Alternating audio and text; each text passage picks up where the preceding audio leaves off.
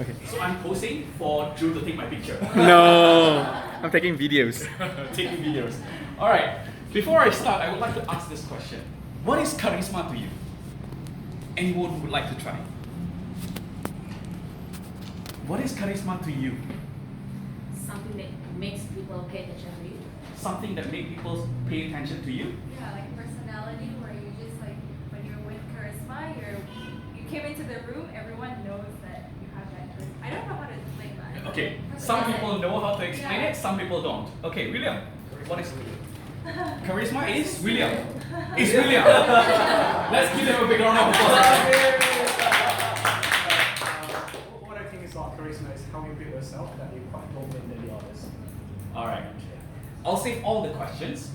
The reason why I'm sharing this tonight is because when I studied psychology back then, there is some spatial research in social psychology that talks about charisma.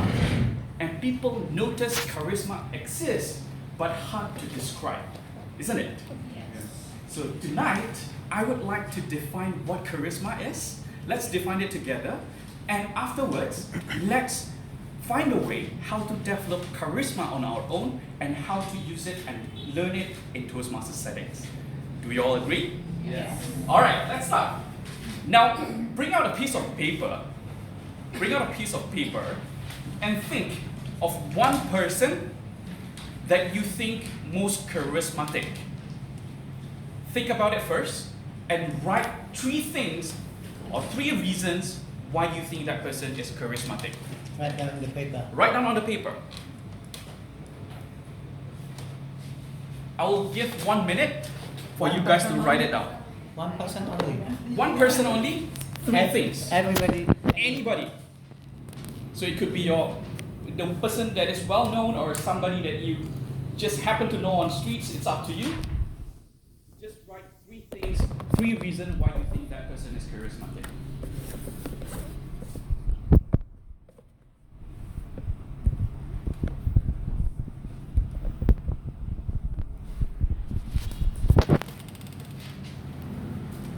Only 3 reasons or 3 things why you think that person is charismatic.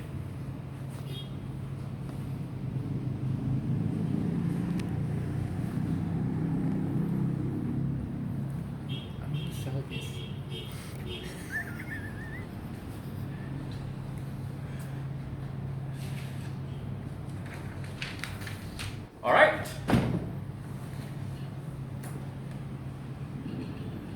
Everybody, get it? Yeah. Now I would like to request one person to read out who that person is and what are the 3 things that you write. All right? Let's try Aristo. Alright, I think one of the most person that I met in Toastmaster is our distinguished Toastmaster Sultan Wang. I think because physically wise he one of the ideal candidate for that. He's like tall, like a bit ideal body weight, and he has a clean and neat style to him. And then he talk less. I love people when they don't talk too much. Like they talk, when they talk it's matter, it's important, but they tend to talk less. And then they are a good listener. Good. They observe people very well. I think that's 3 points that I. All right. Give a big round of applause for Aristo. Well, psychologically, charisma is something that psychologists attribute as this. Charisma is something that, or some attribute given by other people to a person that they respect or they value. What I mean is, basically, the term charisma itself is not an adjective. It's not to describe a person. But the way when you describe multiple attitudes or attributes of one person, especially the positive one, usually that is charisma. I think if I met someone, a big leader, which is humble and friendly, that would be my ideal leader that has a charismatic values.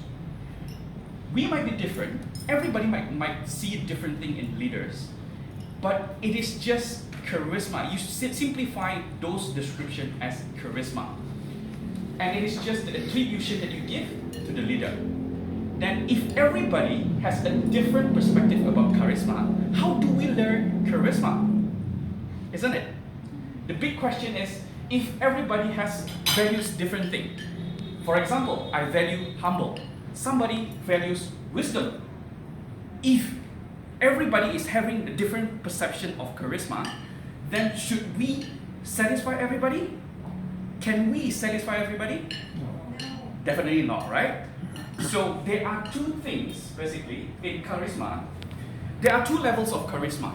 First is by the first sight. Have you ever encountered one person that is actually when you see that person comes in and then you notice, oh, this person is so charismatic? Have you ever come across that experience? Yes. Personally, when I went to Kuching last time, I met one beautiful lady, but this lady is a bit more senior. So not like Aristo's girls. Basically, this person is called Min Sunari. I think Miss Sylvia knows. Min Sunari is a person at, I think, 60s, at her 60s. But the moment when I meet her, basically I could sense something is different from this lady. I could sense that this lady is so charismatic that I want to be beside her all the time. That is a power of charisma. But again, if we describe what is charisma, it is a complex attribution, complex situation that we give to one person. For example, Min Sunari to me is very humble, very warm, very friendly, a lot of other positive things. The same thing, when we describe someone who is charismatic, usually there are many positive things attributed to that person. So that is the first thing, first sight. How do you feel? You see that person, then you know that person is charismatic. The second level is, once you start to know that person, then only you know that person is so charismatic. Now, it's a bit harder to develop this, but it is definitely easier to develop this. Charisma at first sight. And I would like everybody to take a look at this picture.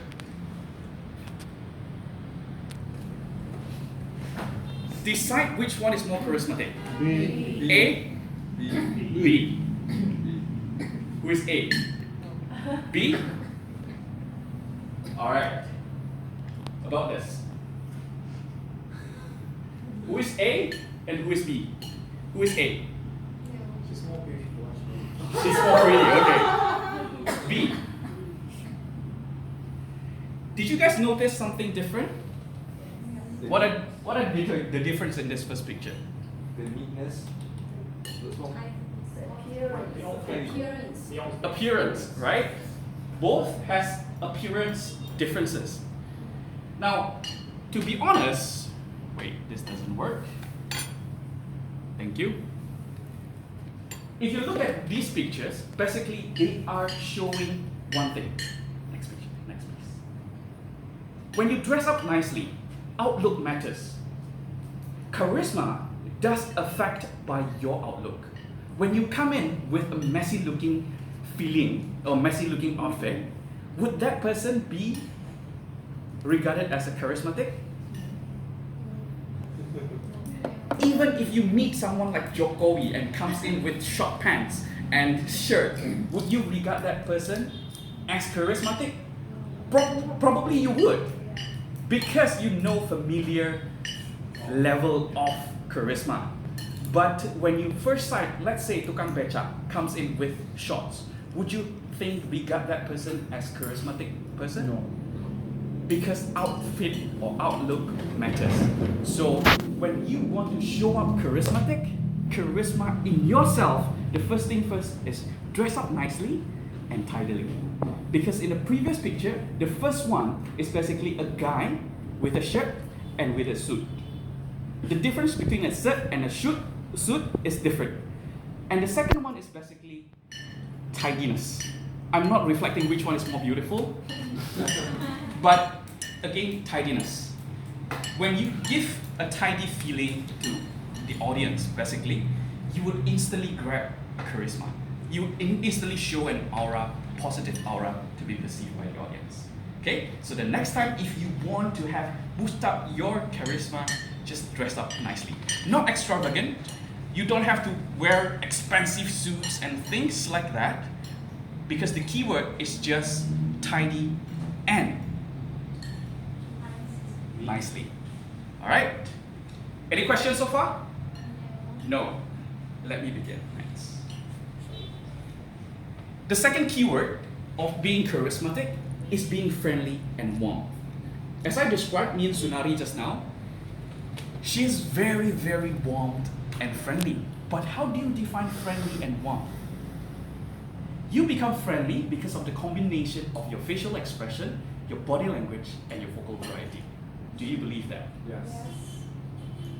You would regard someone friendly because that person shows, goes together with you, talk nicely, and those sort of things. But how do we replicate that so that we can take back home and improve our charisma? My next one is like this. The first thing first is smile. How do you define a smile? Now, I would like everybody to take out your phone and turn on the camera and turn it to selfie mode.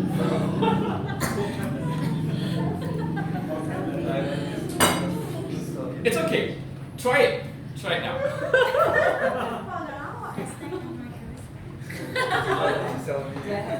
Turn on the selfie mode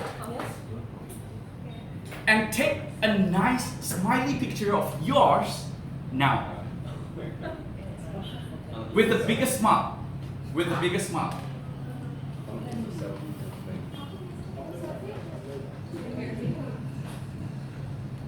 Done?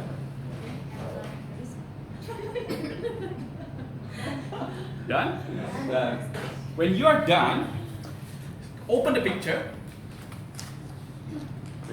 Open your picture and show it to the friend next to you and ask if is my smile good enough now. Aku malu.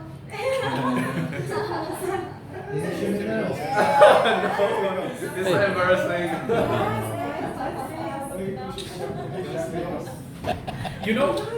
When you want to have a sincere smile, because sometimes we can notice which one is a sincere smile and which one is fake smile. And the real smile of the sincere smile basically comes with ends of your mouth going upwards and ends of your eye going downward. So when you smile like that, basically you show a sincere smile. Alright? Let's do the practice next morning on mirror, okay? So when you have a smile, that instantly gives a friendly feeling to the person talk to you. Imagine this. You go in an elevator in a mall and the elevator is almost full and only can fit one of you. Okay? And you went in. What would you do? Would you ignore everybody that is inside? Or would you throw your biggest smile to everybody even though you do not know that person? We know that smile is the best, right? But how many of us actually do that on the actual situation? Especially with strangers. Right? So if you want to boost up your charisma, try this. The next time you go on elevator, throw your biggest smile. Either you're being thrown out because you're called crazy, or they would welcome you. Because basically, when you throw smile, everybody, even though when one person is not knowing who you are, when you throw a smile to them, that is an instant charisma that you project. Do we all agree? So let's try it at Center Point or Sun Plaza next time, okay? The first thing is smile with facial expression. And don't forget, when you smile, I like to quote Joe, look deeply to the eye. Because when you look deeply at one person, that shows that you show interest to them. You pay attention to them. That is a charisma booster. Alright? Next. Once you have a smile, once you have eye contact, what would you do? If you meet a stranger and you would like to showcase your charisma and you would like to know this person, what would you do? Get closer. Get closer, right? So your body language must show that you are trying to approach that person. Aristo, would you mind to come forward? And I would like to take you as an example. Yes. So let's say you stand like that. Alright? Basically, when I want to know Aristo or project my charisma to Aristo, what would I do? Aristo is just bystander, by the way. I don't know Aristo yet. Right? And I just want to approach that person, or because we happen to see each other and we want to know each other. Alright? So when I do that, basically I smile to Aristo first. Okay, me too. I looked at the eye and then, hi, Aristo. Hi. I think I've met you before. Yes, me too. You look right there. Yeah, when I do that, basically I try to engage a conversation, and the next thing is I try to get closer. The reason you don't have to get closer to me. The reason why being like that is because there is a social gap between, or we call it proximity. When you know a person very well, stand by side, it's okay. Don't feel uncomfortable. Okay? But when you are a stranger, standing this close is a challenge. It's a no-no. How do you make sure that you project the right thing to that person? Thank you, Aristo. You can go back. Give a big round of applause to Aristo. There's a research called, in social psychology, basically there's a research called proximity. So if you stand closer, people have a personal space. People have intimate space. Intimate space, we have basically, if you open up your arm like this, and you turn, those are your personal or intimate space. You only invite people that are intimate to you to this close. You hug your wives or your husband, right? You keep them on your intimate space. But to your brother, would you do that? Probably, right? But usually you would keep a distance. We call that distance as personal distance. This, the yellow color. That is like this. Okay? If you turn around, these are your personal space. So anyone that stands inside your personal space, basically that shows that that person is opening up to you. Alright? Aristo, if you want to get a girl's number, try this first. When you want to approach that person, get closer, closer, closer, and if that girl is rejecting you, they will stand back up. Alright? So when you know you entered the personal space of her, that's the right time to ask, can I have your number? Alright? And there's another thing which is called social space, which means you only meet some person at a time at a party, and you have not known that person yet, but they are nice to you. You keep them on the social space, which means it doubles up. Alright? But public space is like I'm standing here and all of you are there. So this is very important for charisma boosting. When you want to get to know someone, get closer as close as possible. Try to move from social space to a personal space. Because when you enter a personal space and they welcome you, you become friendly to them. You become warm to them. But when you want to show the warmth, there is a gesture that you can use. Now I would like to take an example of William. Would you mind to come forward?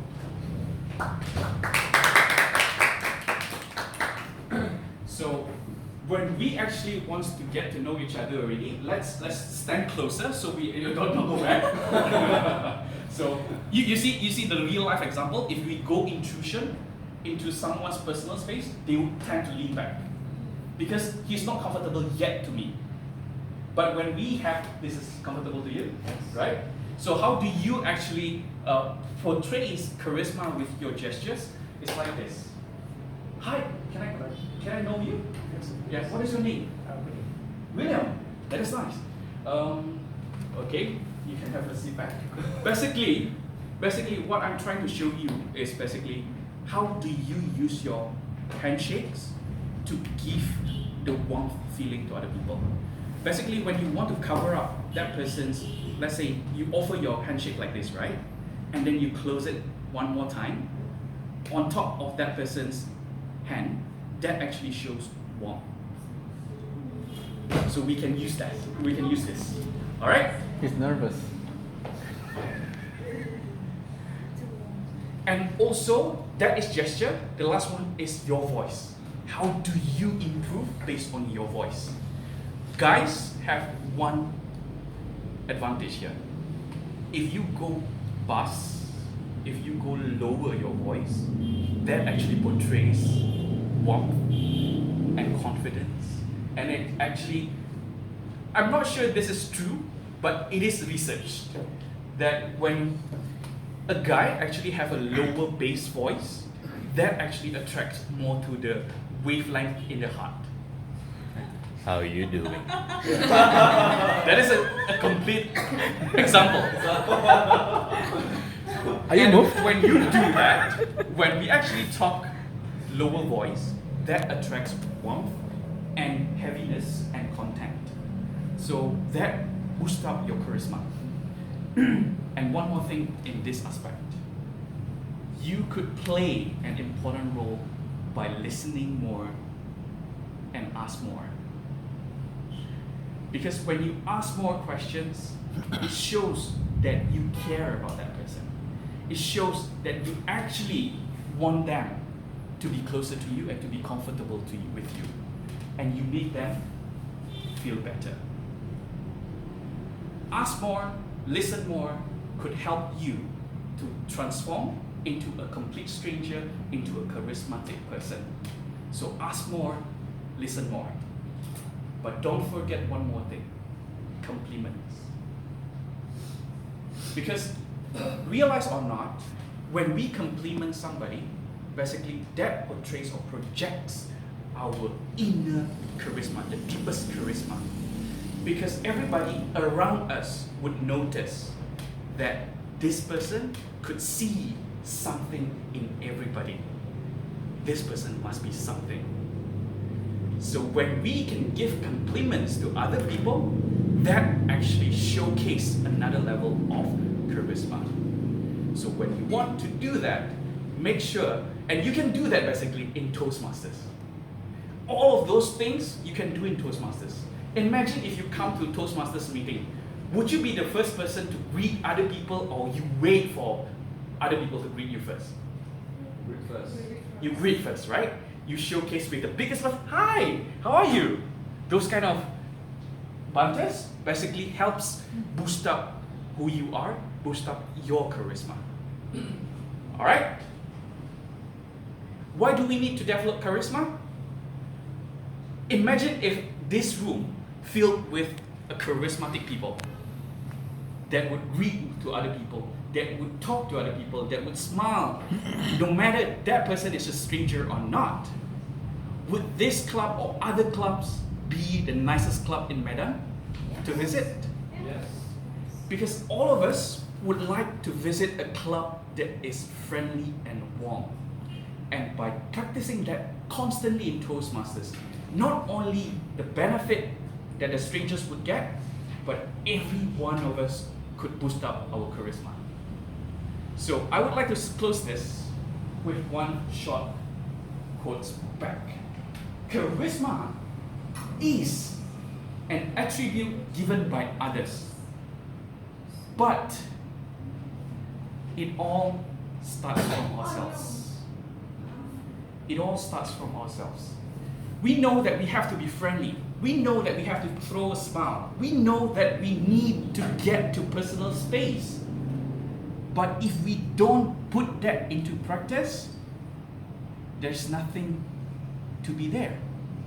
So charisma starts from ourselves. Thank you.